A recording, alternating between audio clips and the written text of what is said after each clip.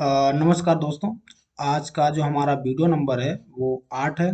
और आज हम बात करेंगे डाटा टेबल की। ठीक है।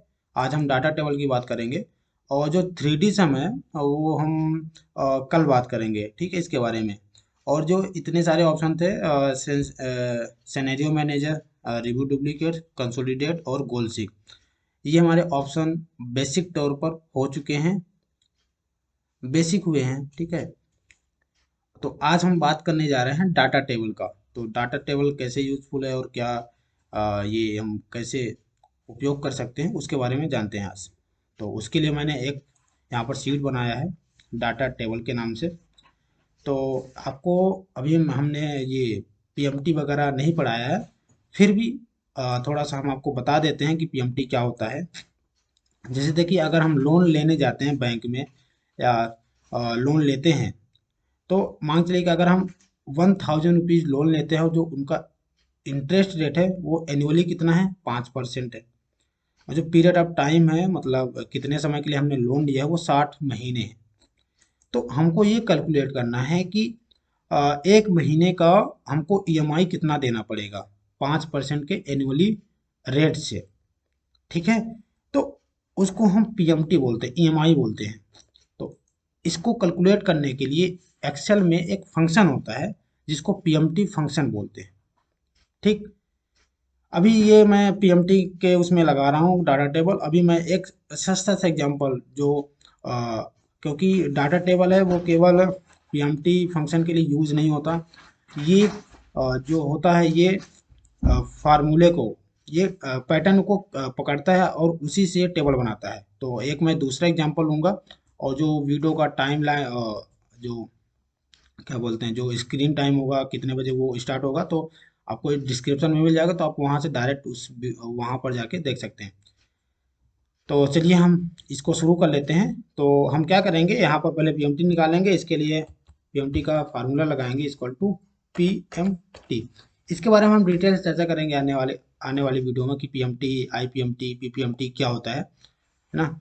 तो उसके बारे में करेंगे। तो अभी पीएमटी है, तो पीएमटी का पहले फंक्शन हमने लगाया ईएमआई निकालने के लिए। तो यहाँ पर रेट पूछ रहा है, तो हमने रेट सेल को सेलेक्ट किया।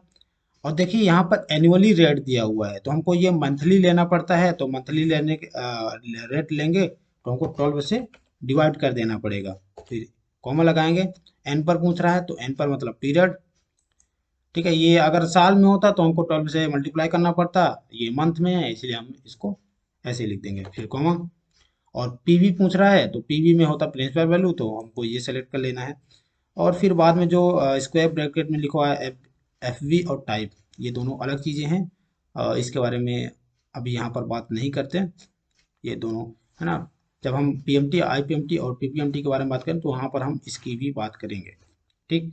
इसके बाद हम ब्रैकेट बंद कर देंगे। और एक चीज़ और ध्यान देने वाली बात है, यहाँ पर जो हमने ये C3 लिया है, इसके पहले माइनस लगा दीजिए जिससे ये निगेटिव वैल्यू ना आए। क्योंकि जो ईएमआई होता है ये सोचते हैं कि हम पैसा दे रहे हैं ना बैंक को, तो ये फिर निगेटिव में आता है। तो इसको पॉजिटिव करने के लिए या तो आप लोन अमाउंट के पहले माइनस लगा दीजिए, या फिर सीधे पीएमटी के पहले माइनस लगा दीजिए, है ना। दोनों सही आंसर देगा।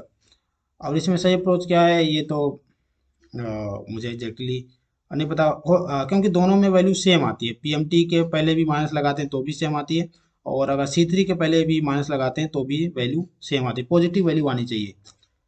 ठीक है। या फिर आप एबीएस फंक्शन यूज कर सकते हैं, वो निगेटिव वैल्यू को पॉजिटिव, मतलब निगेटिव वैल्यू क्या एब्सोल्यूट वैल्यू उसको बोलते हैं। ठीक है। एबीएस फंक्शन लगाएंगे तो वो निगेटिव को भी पॉजिटिव कंसीडर करता है। तो हम इसको एंटर करते हैं, तो ये देखिए, ये जो हमारा आया है, ये जो हमारा आया है 18,87.12 रुपये, ये जो है मंथली का ईएमआई बना है। ठीक। तो यानी कि अगर कोई इंसान 1 लाख रुपए लेता है किसने, 60 महीने के लिए, और 5% इंटरेस्ट है, तो उसको 1887 रुपये, 1887.12 रुपये का क्या देना पड़ेगा, ईएमआई हर महीने देना पड़ेगा। लेकिन अगर कोई ये कह दे कि नहीं, मुझे तो 2 लाख रुपए चाहिए, 2 लाख रुपए चाहिए और 60 महीने के लिए चाहिए, तो मुझे कितना देना पड़ेगा, तो उसका अलग से कैलकुलेट करेंगे। हालांकि यहाँ से निकाल, यहाँ पर इंटर करके निकाल सकते हैं क्योंकि हमने यहाँ पर फार्मूला लगा दिया है। और ये पूछे कि मुझे 1 साल के लिए चाहिए, यानी कि मैं यहाँ पर 24 लिखूंगा, यहाँ पर 24 महीने, मतलब 2 साल, और यहाँ पर 1 लाख। तो फिर अलग से उसका आएगा। और 3 साल के लिए तो उसको 3 साल के लिए 36 महीने, है ना। और यहाँ पर 2 लाख, 3 लाख, यानी कि अलग अलग अमाउंट और अलग अलग टाइम के लिए हमको ईएमआई कितना देना पड़ेगा, मुझे इसका एक टेबल चाहिए। यानी कि मुझे एक टेबल रख देना है कि अगर आप 1 साल के लिए लेते हैं 1 लाख रुपए, तो आपको कितना देना पड़ेगा वो यहाँ पर आ जाए। अगर आप यहाँ पर 3 साल के लिए लेते हैं 1 लाख रुपए, तो यहाँ पर आ जाए। यानी कि एक टेबल बन जाए, मुझे मुझे बार बार कैलकुलेट करने की जरूरत ना पड़े। तो वहाँ पर यूज होता है डाटा टेबल। तो उसके लिए कुछ कंडीशन है जो कि ध्यान रखनी जरूरी है। ये जो हमारा, जिसमें हमने फार्मूला लगाया हुआ है, जो हमने फंक्शन यूज किया यहाँ पर, ठीक है, वो हमारे डाटा टेबल के अंदर आना चाहिए। मतलब जब हम सेल को सेलेक्ट करें तो हमारे टेबल के अंदर आना चाहिए, ठीक है, तभी ये डाटा टेबल काम करेगा। ठीक, तो हम यहाँ पर क्या कर देते हैं, सबसे पहले हम 12 मंथ, है ना, इसको महीने, मंथ रहेगा। अब 12, ये 24 हो जाएगा। और इसके बाद इसको सेलेक्ट करके हम ड्रैग कर देंगे तो हमारा जो होगा, तो सॉरी, ये कितना आ गया। हम्म तो इसका क्या मतलब हुआ, 12 महीने, 24 महीने, 36 महीने और 48 महीने। और इसके बाद क्या करेंगे हम, यहाँ पर हम अमाउंट लिख लेते हैं कि, सॉरी, ये किधर मैंने लिख दिया, इसको मुझे ना नीचे लिखना चाहिए। ठीक है, इसको यहाँ पर लिखना चाहिए। ये महीने में हो गए, थोड़ा सा मैं इसको बड़ा कर देता हूँ। ठीक, इतना हो गया। और इसके बाद ये है, यहाँ पर हम रुपए लिखेंगे, कितने रुपए लेना है, तो मैं 1 लाख से शुरू करता हूँ। और ज़्यादा हो गया क्या, 3, ठीक है, सही है। यहाँ पर फिर 2,000 लिख देंगे, सॉरी, 2 लाख रुपए। और इसके बाद इन दोनों को सेलेक्ट करके मुझे अलग अलग अमाउंट चाहिए। तो मैं 7 लाख तक, सॉरी, 5 लाख तक करता हूँ, जिससे टेबल बड़ी ना हो। और 6 लाख तक कर देते हैं, है ना। और इसको हम बड़ा कर देते हैं, इसको भी हम बड़ा कर दें, जिससे कि हम वैल्यू को इंसर्ट करें तो वैल्यू बड़ी ही आए। ठीक है, अब यहाँ पर मैं 1 ईयर लिख देता हूँ। ठीक है, ये 1 ईयर का है, लिखना चाहे तो लिख सकते हैं, बाकी यहाँ पर डायरेक्ट लिख देंगे तो ये क्या हो जाएगा, सॉरी, ये क्या हो गया,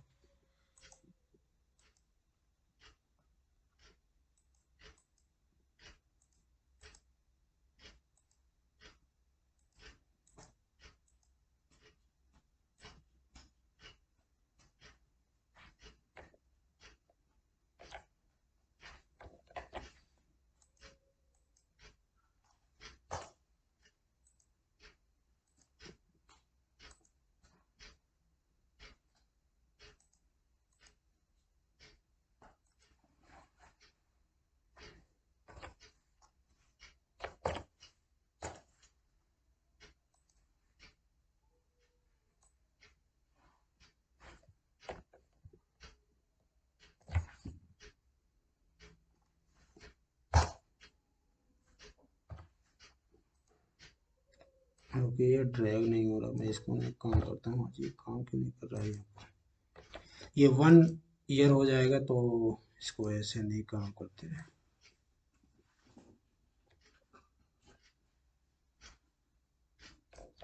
ठीक है, 10 साल तक हो गया। और मैं सभी में,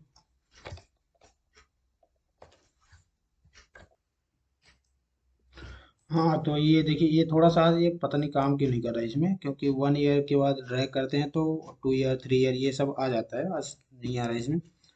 तो इसलिए थोड़ा इसमें टाइम लग गया। तो क्या हम चाह क्या रहे हैं, देखिए हमारा मकसद क्या है इसमें। हमारा मकसद ये है, देखिए, हम चाह रहे हैं कि ये ईयर है, ये लोन अमाउंट लेने का ये टाइम है, ठीक है। हम क्या करें कि अगर 1,000 हम सॉरी 1 लाख लोन लें, 12 महीने के लिए लें, तो उसका ईएमआई यहाँ पर आ जाए। ठीक है। 24 महीने के लिए तो उसका ईएमआई यहाँ पर शो हो, 36 महीने के लिए लें तो यहाँ पर शो हो, और इसी तरह सभी का ईएमआई यहाँ पर शो होना चाहिए, अलग अलग अमाउंट के लिए अलग अलग टाइम पर, जो भी हमने यहाँ पर इंसर्ट किया है। तो हम थोड़ा सा इसको ना एक बॉर्डर दे देते हैं।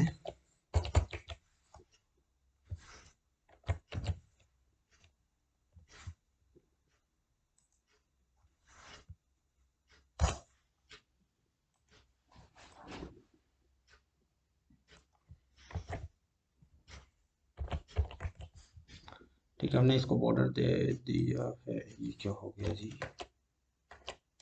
ठीक है, ये बॉर्डर हमने दे दिया, सॉरी।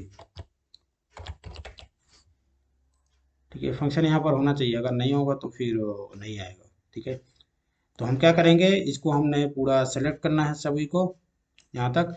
फिर जाना कहाँ पर है, हमको जाना है डाटा में, और डाटा में जाने के बाद हमको जाना है वाट एनालिसिस में, और यहाँ पर डाटा टेबल को सेलेक्ट करना है। ठीक, अब यहाँ पर दो चीज़ें आ गई हैं, एक है रो इनपुट सेल और दूसरा है कॉलम इनपुट सेल। तो हमको रो इनपुट सेल में क्या इंसर्ट करना है, थोड़ा सा इसको नीचे करते हैं। रो इनपुट सेल में मतलब यहाँ पर क्या है, रो में क्या है, हमारे पास टाइम है ना, पीरियड्स है। तो हम क्या करेंगे रो इनपुट्स में, इस वाले समय को यहाँ पर, ठीक है, इसको हमको सेलेक्ट करना है। जो भी रो में लिखा होगा, रो में हमारा टाइम लिखा है ना, तो हम टाइम को इस यहाँ पर क्या करेंगे, रो इनपुट सेल में सेलेक्ट करेंगे।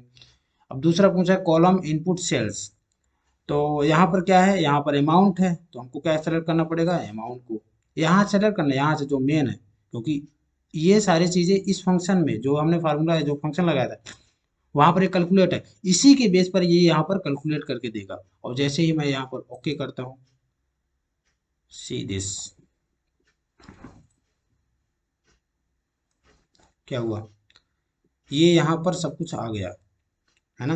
यानी कि अगर हम 1 लाख रुपए का क्या करते हैं, 12 महीने के लिए अगर लोन लेते हैं, कितने दिन के लिए, 12 महीने के लिए, तो हमको जो हमारा ईएमआई बनेगा वो 85 से 60 समझ इतने रुपये बनेगा।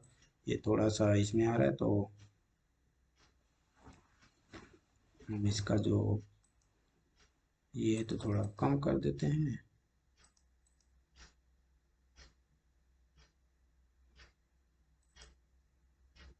ठीक है, इतना आ गया। तो इस तरह से ये हमारा काम करता है। तो डाटा टेबल, आई होप ये आपको समझ में आया होगा। चलिए एक छोटा सा एग्जांपल और ले लेते हैं कि ये केवल पीएमटी में काम करता है या फिर एक दूसरे फंक्शन में भी काम करेगा। तो आई होप यहाँ पर आपको ये समझ में आया। अगर मैं यहाँ पर परसेंटेज चेंज करता हूँ, मान लीजिए कि मैं यहाँ पर 10% कर देता हूँ, तो ये सब कुछ चेंज हो जाएगा, देखिए, है ना, ये सारी चीज़ें सब चेंज हो जाएंगी।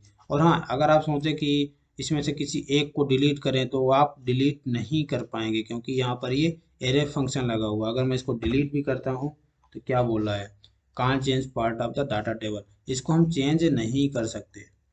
ठीक है, डिलीट अगर करना है तो सबको एक साथ ही करना पड़ेगा। ठीक, तो अब हम दूसरा एग्जांपल दे देख लेते हैं। दो सीट नंबर 2 में एक हम लगाते हैं यहाँ पर, मान सपोज दैट कि हमारे पास यहाँ पर कोई नंबर है, और 3 ले लेते हैं। ठीक है, 3 ले लेते हैं, और हम यहाँ पर टाइप कर लेते हैं 5। हमने क्या यहाँ पर इंसर्ट किया, थोड़ा सा मैं ना इसको बड़ा कर लेता हूँ जिससे ये दिखे बढ़िया से।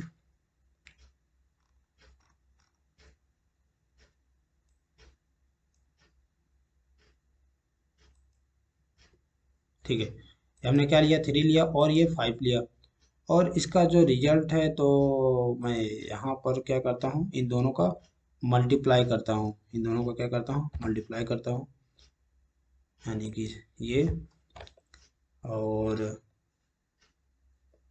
मल्टीप्लाई ये, और इसका बाद इंटर करता हूँ, देखिए कितना आया, 15 आया। तो यानी जो 15 आया इन दोनों का मल्टीप्लाई करके आया। तो अगर मैं ये कहूँ कि अगर मैं 5 और 6 का मल्टीप्लाई करूँ तो क्या आएगा, 7 और 8 का मल्टीप्लाई करूँ तो क्या आएगा। ठीक है, इस तरह से। तो मैं इसमें क्या करता हूँ, मैं यहाँ से ना 1 से लेकर के नंबर को इंसर्ट कर देता हूँ, कहाँ तक, जहाँ तक मुझे चाहिए। तो मैं 10 तक करता हूँ। हमने क्या किया, एक से लेकर के 10 तक हमने इधर नंबर इंसर्ट कर दिए रो में। और ठीक इसी तरह मैं एक से लेकर के, या एक से नहीं, कोई भी नंबर आप इंसर्ट कर सकते हैं। ठीक है, तो यहाँ से मैं इतना कर देता हूँ। देखिए इसका क्या मतलब हुआ, मैं करना क्या चाह रहा हूँ।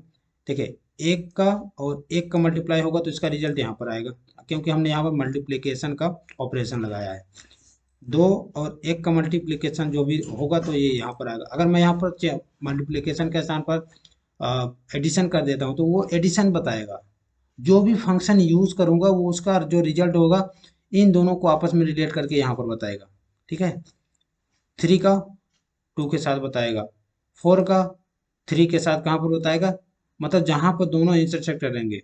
जैसे जो हमारा कोऑर्डिनेट ज्योमेट्री होता है ना, एक्स एक्सिस और वाई एक्सिस, जो भी पॉइंट होते हैं जहाँ पर मिलते हैं वहाँ पर, जैसे ये रो एंड कॉलम, जहाँ पर ये कॉलम एंड रो जहाँ पर इंटरसेक्ट करते हैं वहाँ पर उनको सेल एड्रेस बोलते हैं।